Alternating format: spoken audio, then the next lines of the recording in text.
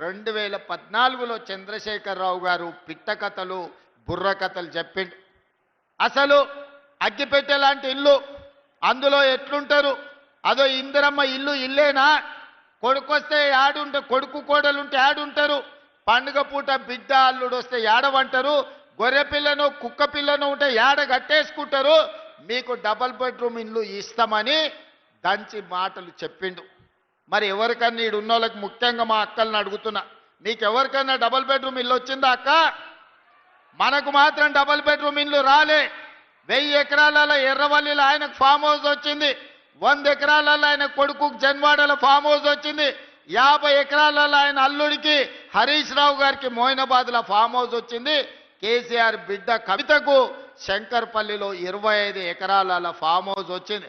ఆయన్నే కాదు, ఆయనకు మందు గోళీలు అందించే సంతోష్రావు కూడా 20-30 ఎకరాల ఫామ్ హౌస్ వచ్చిందయా. ఇక రాంది ఎవరైనా ఉన్నారంటే ఎర్రవల్లి ఫామ్ హౌస్లో కేసీఆర్ క్లాస్మేట్ ఉంటాడు ఒక ఆయన, జాంగీర్ అని. చదువుకున్నప్పటి నుంచి ఆయనతోనే ఉన్నాడు. నిన్నగాక మొన్న ఆయన చేతికి దట్టి కట్టింది కూడా గాయననే జాంగీర్.